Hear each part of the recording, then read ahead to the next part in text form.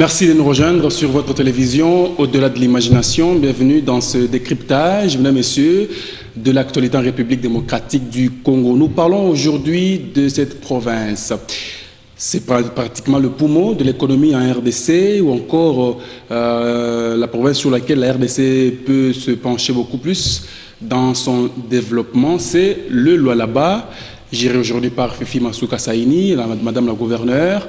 Nous aurons le privilège d'avoir sur ce plateau, pour en parler, l'un des communicateurs. Lui, c'est Loïc Kachung, qui est le communicateur adjoint, justement, de la cellule de communication, je peux dire dans ce sens, le coordonnateur adjoint de la cellule de communication du gouvernement du Lualaba. Merci de répondre à notre invitation. Bienvenue. Merci beaucoup, M. Richard Moulumba. C'est une fascination quand il s'agit d'évoquer des choses s'apparentant à l'évolution de ce poumon économique, à l'évolution de l'Eldorado, de ce joyau de la RDC qui est la province du Lualaba. Eldorado, comme vous l'avez dit tout à l'heure. Est-ce que ça va dans la province aujourd'hui? Oui, il y a un calme extraordinaire. C'est quand même une province où se vit la paix. C'est quand même une province, certes, les dissensions, les altercations, les oppositions, l'antagonisme, la belligérance, c'est des choses qu'on retrouve dans l'arène politique, mais ici, dans la généralité, nous sommes dans le calme. Qu'en est-il de cette affaire de 3 millions de dollars par jour? C'est quand même un député de renom dans l'espace Grand Katanga qui évoque cette situation, qui fait un rapport au bureau de l'Assemblée nationale. On a vu Madame la gouverneure aller s'expliquer, je peux dire s'expliquer auprès du Premier ministre, du vice-premier ministre, ministre de l'économie, Vital Kamerhe, même auprès du ministre de l'Intérieur. Qu'en est-il aujourd'hui? Merci beaucoup pour cette question. C'est une question, c'est vrai, ça a taraudé les esprits des uns et des autres à une certaine période. Il peut beau être un député de renom, comme vous l'avez si bien dit. C'est d'ailleurs un honorable pour qui j'ai beaucoup d'estime. Mais laissez-moi vous dire ici qu'il a versé dans le contre-vérité, tout simplement parce qu'il n'a pas eu le temps de faire cette vérification sur terrain. Ces allégations, ça transparaît d'ailleurs un élu, ça veut dire ça transparaît le caractère d'un élu qui se contente à rester dans le bureau, à regarder les choses par la fenêtre, à rester dans le bureau, à regarder les choses d'en haut, parce que s'il faut une enquête, s'il faut un rapport, s'il faut des allégations émanant d'un élu de cette trempe-là, il faut faire le terrain. L'honorable Nanou Mbemba, sauf si vous avez une information à opposer à la mienne, je ne l'ai jamais vu à Kolosi, ça veut dire qu'il n'a jamais eu le temps de faire le terrain, il n'a jamais eu le temps d'être sur cette barrière-là de Moutaka, et il n'a jamais eu le temps d'avoir l'information de la première main, l'information... Comment ? On vous fait signe tout celui qui passe par là? En tout cas, à ma connaissance, je sais qu'il n'a pas mené une enquête, parce que quand on mène une enquête, il y en a, c'est vrai, il y en a plusieurs principes, mais il y a le principe phare qui est la descente sur terrain. Ça veut dire qu'il faut s'imprégner de choses étant sur les lieux. C'est son observation. Il a parlé de 5 mois quand même d'observation d'enquête. Il n'a jamais été au Lualaba, et s'il faut que je vous explique, ça veut dire sur cette barrière-là, Moutaka, il existe un scanner qui est géré au niveau de Kinshasa, qui n'est même pas géré chez nous, et dont le frais, ça veut dire la taxe, revient à $100. Monsieur Richard Moulumba, c'est de la mathématisation. C'est de la mathématisation. Ouais. Essayons de réfléchir. S'il faut aujourd'hui qu'on fasse 3 millions de dollars, hein, ça veut dire on va devoir faire passer 18 000 camions. Et pour ceux qui ont visité cette barrière-là, pour ceux qui ont été à Moutaka, c'est tout à fait difficile de réaliser ne serait-ce que 5 000 camions. C'est tout à fait difficile. Dans les 24 heures, ça ne se fera nulle part, au grand jamais, et c'est très impossible. Donc laissez-moi vous dire cette vérité-là. C'est très impossible de faire 3 millions de dollars le jour. C'est impossible. En 24 heures, ça n'ira pas. C'est beaucoup de camions. C'est beaucoup de travail. Scanner, je vous explique. Scanner, ne serait-ce qu'un seul camion, c'est au-delà de 5 minutes. Ou même par moment, c'est 10 minutes. Moi, je viens de faire cette route-là. Je viens de Kolwezi. Je suis passé par là. J'ai encore regardé. J'ai dit, mais attendez, il a réfléchi. Est-ce qu'il a eu le temps de... Voilà. Ça veut dire qu'il s'est juste focalisé sur ce qui lui a été remis comme information. C'était d'ailleurs, excusez-moi le terme, je serais inélégant, mais c'était le mensonge. Alors, il parle de 35 ponts bascules privés portables payants à raison d'une fréquence de 300 camions, c'est $300. Quand il parle de ponts il a donné des détails, bien sûr. Oui. Il a donné des faits. Permettez que j'y aille ainsi. 30 postes de péage routier non reconnus par Kinshasa. Dans son rapport, avec un flux quotidien de $1000 par jour. Donc ce n'est pas une enquête à la vaille-que-vaille, monsieur Loïc. Ça ne suffit pas de donner les chiffres pour que cela soit la vérité. Ça ne suffit pas de donner ce que vous appelez des détails, que ça soit la vérité. Vous êtes des journalistes d'investigation. Ce que je vous demanderai, monsieur Richard Moulumba, vous avez la possibilité aujourd'hui de venir à Kolwezi. Si vous y êtes, moi personnellement, on fera le tour et vous verrez qu'il s'agit de contre-vérité. Voilà pourquoi, si vous voulez publier des choses, en tout cas, battez-vous, soyez sur terrain, ça vous permet d'avoir le crédit, ça vous permet, quand vous publiez, c'est sans recours. Vous comprenez? Ça veut dire, quand vous publiez, ça vous permet de rester dans la vérité. Moi, je suis à Kolwezi. Tout ce qu'il allègue ici, c'est faux et archi-faux. Écoutez, monsieur Richard, aujourd'hui, avec tout ce que nous avons eu comme malversation au Lualaba, aujourd'hui, avec tout ce qu'on a eu comme problème, aujourd'hui, le Lualaba est sous le feu de la rampe. Aujourd'hui, notre gestion est regardée dans les petits détails. Ça veut dire, c'est un regard très méticuleux et c'est très difficile qu'on soit dans cette forfaiture-là. C'est très difficile que Kinshasa cautionne cette chose-là. Nous avons des contrôles au quotidien qui viennent des délégations qui viennent de Kinshasa. Ça veut dire, si on peut se permettre de faire ce genre de choses, parce qu'avoir un péage, c'est difficile de cacher. Ou une perception d'une taxe, c'est très difficile de cacher ça. On peut falsifier aussi. Falsifier Il y a toute façon de contourner la légalité. Écoutez, déjà, si vous prenez la nationale 39, quand il y a un péage, c'est très visible. Quand vous prenez toutes les routes principales, quand il y a un péage, déjà quand il y a un PCR, vous savez le voir. C'est que c'est difficile de cacher cette vérité. Et tous ces pompes bascules portables là, il a parlé. Il a parlé, c'est qui gère ça? Non reconnu par Kinshasa, donc c'est vous qui gérez, la province qui gère. C'est vrai, on peut dire que la province a cette libre administration, la province a cette possibilité-là, voilà pourquoi nous avons des recettes aussi au niveau de la province, mais tout ce que nous faisons se retrouve dans la légitimité. Est-ce qu'il n'y a pas de pompes bascules portables? Il y a, on met à 7 heures, on enlève à 16 heures. Et qu'on peut utiliser quand on voudra, même après les heures de service. Je vous invite à Kolwezi. Je vous invite à Kolwezi officiellement. Il y en a ou pas? Non, je vous invite à Kolwezi parce qu'apparemment, vous êtes friand de contre-vérité. Ça veut dire que vous vous accrochez plus à ce qui a été allégué par l'honorable Nanou Mbemba. Nous posons des questions sur des faits qu'il a présentés. Je vous explique. Et c'est à vous de justifier ou à donner des contre-vérités. Ça vous permettra d'avoir toute la vraie version. Venez à Kolwezi. Et je pense que vous aurez le temps de faire le tour, vous allez comprendre. Et de vous-même, vous reviendrez ici, c'est ça aussi le rôle d'un journaliste, vous reviendrez ici pour donner les vraies informations.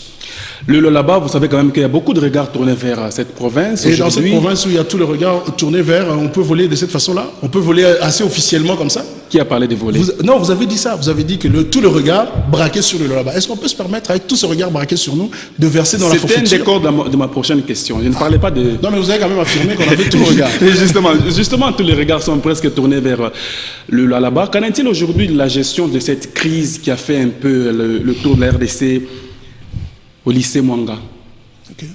Cette situation d'incendie, les enfants qui ont eu des problèmes, un décès, on rappelle. Non, deux, merci de m'avoir complété. Vous allez venir dans la vérité. Qu'en est-il à ce jour, aujourd'hui? Je commence d'abord par... Après le retour de Madame le gouverneur. Je commence d'abord par présenter toutes les condoléances à toutes les deux familles, parce que quand il y a la fortune qui arrive, il n'y a pas un camp qui est dans le plaisir. On peut beau être belligérant sur le plan politique, mais dans pareilles circonstances, c'est des moments d'union, c'est des moments de solidarité, c'est des moments de pleurs. Ça veut dire c'est quand il y a le deuil que nous devons nous retrouver ensemble. Mais ici, force est de constater, ou bien c'est écœurant de constater que même en pareilles circonstances, il y en avait des récupérations politiciennes, il y en avait qui voulaient se refaire une santé publique. Voilà, ça c'était une introduction. Maintenant, s'il faut entrer dans le feu de la chose, le gouvernement provincial a accompagné ces sinistres dès le premier jour, ça veut dire le jour de l'incendie jusqu'aujourd'hui. On a été accompagné, ça veut dire il y a eu une prise en charge par rapport à l'organisation des deuils, tout ça. Non, avant le deuil d'ailleurs, c'était une prise en charge hospitalière. Justement, ça veut dire on a eu le temps, de faire le suivi, en tout cas de plus près.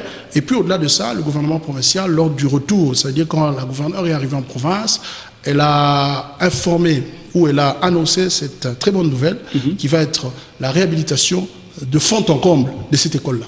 Ça commence quand la réhabilitation? C'est justement ça? Déjà avant son départ, parce qu'elle séjourne en Chine, avant son départ, elle a eu le temps de refaire une autre. Elle a fait 3 réunions avec des entrepreneurs qui sont déjà à pied d'œuvre. Et donc je vous dis, d'ici peut-être, si c'est trop, c'est une semaine, qu'on va amorcer de travaux et on va vous envoyer des images. Mais les travaux d'urgence pour sauver d'abord, par exemple, la toiture, oui, ça on a promis jusqu'à aujourd'hui pas de réalisation. Non, déjà il aurait fallu seulement que l'évêque puisse donner aujourd'hui plus de 300 tonnes. Ça n'a pas été seulement une question qui a préoccupé en tout cas la province, ça il faut le dire. Il y a même eu des particuliers. Chacun en ce qui le concerne a essayé de faire quelque chose et j'apprécie. Je félicite cette mobilisation. On comprend que nous sommes, oui, ça nous arrive aussi d'être unis. Tout le monde a essayé de faire quelque chose et aujourd'hui, les élèves du lycée Manga étudient normalement. Vous êtes sûr? Oh. Mais regardez déjà, si vous pouvez, après cette émission, vous pouvez entrer sur la page officielle de l'autorité provinciale ou sur la page officielle de la province du Lualaba. Vous allez voir les élèves en train de recevoir tout celui qui vient remettre quelque chose. Vous allez d'ailleurs voir les élèves qui ont reçu la première, ça veut dire l'autorité numéro 1 de la province. À l'instar. Oui, il était passé par là. Oui, il est passé par là. Les élèves ne laissaient que des promesses. Non, les élèves étaient en train d'étudier. Ça veut dire, on a essayé de trouver des solutions conjoncturelle, ça veut dire on a essayé de chercher des solutions sur le court terme pour ne serait-ce que permettre à nos élèves de rentrer, de ne pas rater le programme. Donc les élèves étudient normalement, mais les travaux vont devoir commencer dans un avenir très proche. Il paraît que le gouverneur de Lualaba gère cette province selon les émotions. Oh. On nous fait part qu'il y a des chaînes de télévision qui sont même affectées au gouvernement, qui ne sont pas payées. Non, absolument pas. Plus de 7 à 8 mois.